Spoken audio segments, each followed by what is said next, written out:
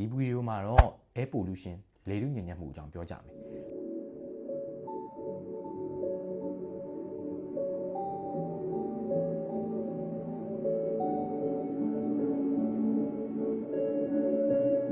လေထုညစ်ညမ်းမှုဘယ်လိုဖြစ်ပေါ်လာတာလဲဆိုတော့လူတွေအသက်ရှူနေတဲ့လေထဲကိုအန်တီရယ်ရှိတဲ့အမှုန်အမွှား particle လေးတွေ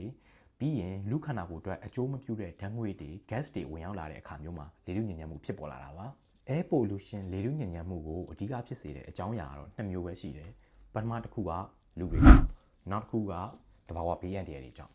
လူတွေကြောင့်ဆိုရင်တော့ကားတွေဆိုင်ကယ်တွေကနေထွက်တဲ့ကာဗွန်ဒိုင်အောက်ဆိုက်ဓာတ်ငွေ့ရှိမယ်ပြီးရင်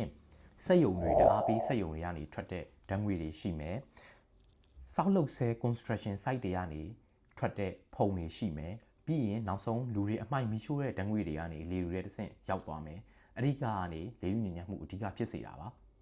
တဘာဝဘေးကြောင့်ဆိုရင်တော့တဘာဝအလျောက်တောမီလောင်တာတွေကနေဖြစ်မယ်ပြီးရင်သဲမုန်တိုင်းဖုံမုန်တိုင်းတွေတိုက်တဲ့အခါမှာလည်းဖုံတွေကလေထုကိုညစ်ညမ်းစေတယ်မီးလောင်တွေပေါက်တဲ့အခါမှာလည်းမီးလောင်ပြတွေကပေါက်သွားတဲ့ပတ်ဝန်းကျင်တစ်ဝိုက်ကိုလေထုညစ်ညမ်းမှုဖြစ်စေပါတယ်ပြီးရင်တစ်ကမ္ဘာလုံးရဲ့လေထုတွေကိုရောက်လာတာပေါ့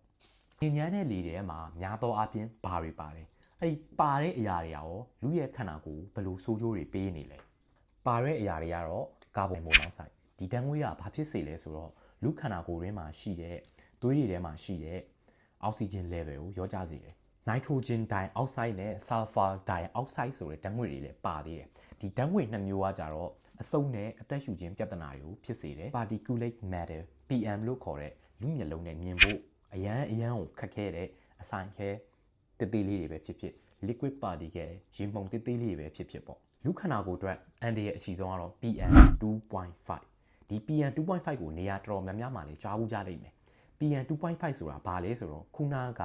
အမှုန်အမွှားတွေကိုမှ2.5 micrometer ထိကိုသေးတာပါလူရဲ့သပင်က70 micrometer ထိရှိတယ်ခုနက PM 2.5က2.5ဆိုတော့သပင်ထက်ကိုအစာပေါင်း30လောက်ပိုသေးတဲ့သဘောမျိုးပေါ့ PM 2.5ကဘာဖြစ်လို့အရန်အန်တရာယ်ရှိလဲဆိုတော့သူကအရန်သေးငယ်ပြီးတော့လူခန္ဓာကိုယ်အဆုတ်တွေကိုရင်းအင်္ကာတွေသွေးကြောတွေသွေးတွေနေရာတိုင်းကိုရောက်နိုင်လို့ပါဒါကြောင့် PM 2.5ကိုအရန်အန်တရာယ်ရှိရလို့သတ်မှတ်ကြတာပါအဲ့အတွက်ပန်းနာရင်ကျက်ယောဂနှလုံးယောဂနဲ့အဆုတ်ကင်ဆာထိပါခံစားရနိုင်ပါတယ် air pollution လေထုညစ်ညမ်းမှုကိုတော့လူအနေထက်အရန်ထူတဲ့မျိုးပြနေရာတွေနဲ့စက်မှုဇုံနေရာတွေမှာအထူးသဖြင့်အများဆုံးတွေ့ရပါတယ်ကမ္ဘာပေါ်မှာ air pollution အမြင့်ဆုံးဖြစ်တဲ့ region ဒေသတွေကတော့အာရှဒေသတွေအရှေ့အလယ်ပိုင်းဒေသပြီးရင်အာဖရိက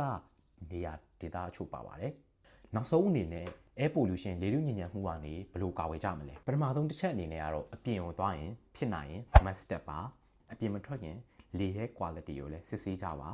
indoor air quality လို့ခေါ်တဲ့ကိုယ်အခန်းထဲမှာရှိနေတဲ့လေကိုယ်အမြဲရှူရှိုက်နေရတဲ့လေကိုလည်းတန့်အောင်ထားပါဥပမာ